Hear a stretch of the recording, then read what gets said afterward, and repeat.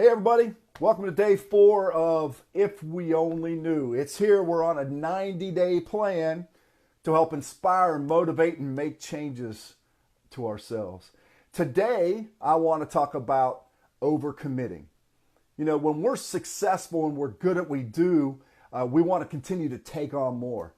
But beware of that impulse to take on more.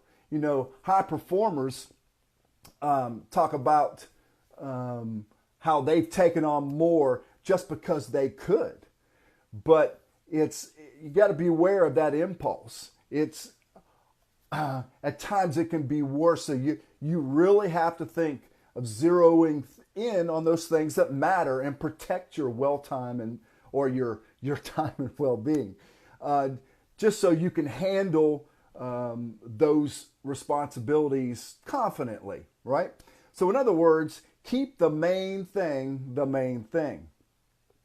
Many of these high achievers, you know, that I read about and stuff, talked about all their initial success came from saying yes to almost everything that came across their plate, right? So mainly because they were testing their capabilities, learning their strengths, and hoping to find the right thing while that iron was still hot, right? They just felt like if they didn't take on these additional tasks, they were going to miss out on something. If this kind of describes you, then I challenge you to a mind shift to what you've been doing. I propose an opposite approach, if you will, which will feel really awkward, but I think it's very important. I suggest you slow down, right? Be more strategic. Say no more often. I know the term slow down can scare you, because when you feel like that wind is at your back, it can be disempowering, but it's important. When you feel like everything is, kind of going for you, it's tough to grasp the idea or the thought of slowing down. But if you don't, you're eventually going to burn out. Actually, if you ignore this, you're going to burn out. You could risk losing everything.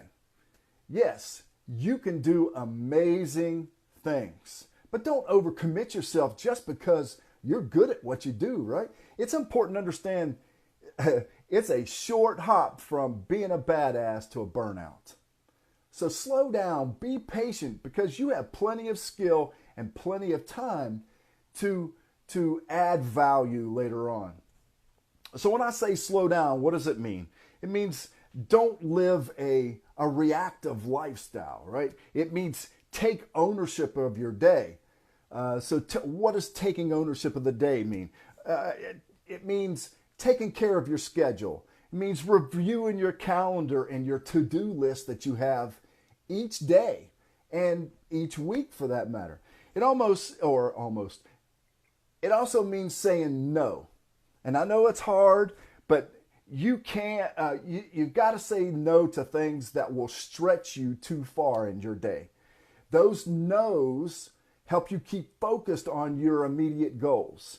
If the opportunity does not align with those immediate goals, it has to be delayed, right? Most opportunities in life, if they're meaningful and worthwhile, they're going to be here 6 months from now. So to say no, so what's today's takeaway point? It says, do what matters and say no to the things that don't. That's all I have for you today. Get out there, concentrate on the things that matter the most to you. Say no to the things that don't right now. If they don't meet your immediate goals, push them to the side. Do them later. That's all I got for today. Goodbye for now. See you tomorrow for day 5. Thanks, everybody. See you, Mark, Joe, Ricardo. We'll see you all guys tomorrow. Bye.